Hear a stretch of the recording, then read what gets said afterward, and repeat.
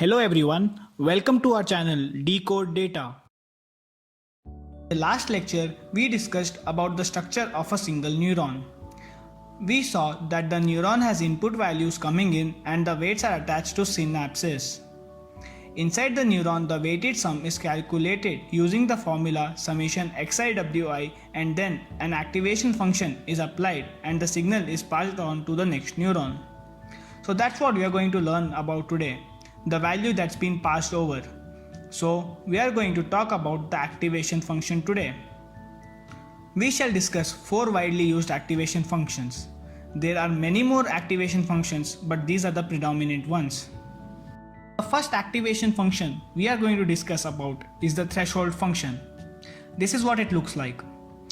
On the x-axis we have the sum of weighted inputs and on the y-axis we have values from 0 to 1. This is a very simple and a basic function. If the value is less than 0, then the threshold function passes on the value 0. And if the value is greater than or equal to 0, the threshold function passes on 1 as the output. So it's a basic yes or no kind of function. It is very straight and rigid function which does not allow multiple value outputs. So the second activation function is the sigmoid function. The formula that it works on is 1 by 1 plus e to the power minus x. Here the value of x is the sum of weighted input. Some of you might have recalled that this is the function used in the logistic regression. It is a smooth S-shaped function and does not have kinks like the threshold function.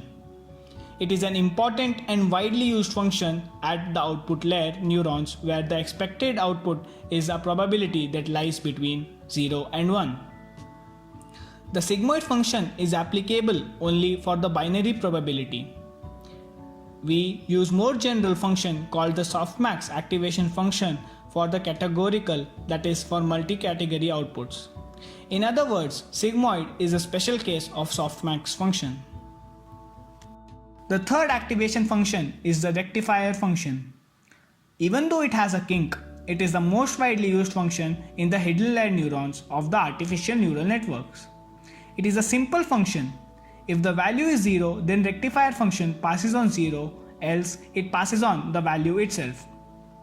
It's called the ReLU in the artificial neural networks, stands for Rectified Linear Unit. It is computationally less expensive than tanh and sigmoid because it involves simpler maths operation but can only be used in the hidden layers. Last activation function is the hyperbolic tangent function. It is a nonlinear and very similar to the sigmoid function, but here the tangent function goes below 0. The function goes from -1 to +1, so it might be useful in case of larger gradients. The formula used in the tangent function is 1 minus e to the power 2x by 1 plus e to the power 2x. Makes it easier to model input and have strongly negative, neutral and strongly positive values. We won't go into much details of each function, but it is important to remember that the sigmoid or the softmax function is used in the output layer neurons when the output type is binary or categorical respectively. The rectifier function or ReLU is used in the hidden layer neurons of the artificial neural networks.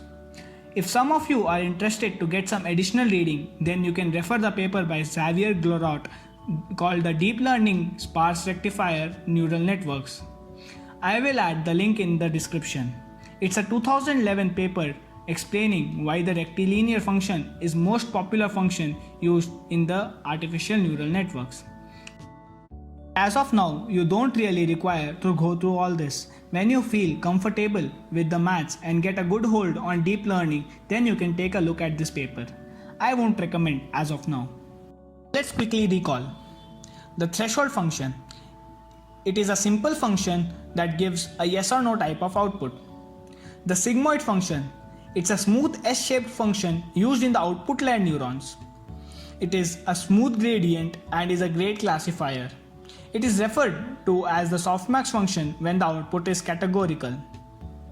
The rectifier function. It is the function used in the hidden layer neurons in the artificial neural network and is called the ReLU function. Hyperbolic tangent function. It is similar to sigmoid function but gives value from -1 to +1. Let's take a look at what a famous artificial neural network looks like. We have the input layer neurons which pass the input values to the hidden layer neurons. The ReLU function is applied in the hidden layer neurons and the sigmoid function is applied in the output layer neurons. That's all for this lecture. Hope you enjoyed the concept. I will see you in the next lecture and I will discuss about how the neural networks work. Like and share the video, subscribe our channel and hit the bell icon for the latest updates.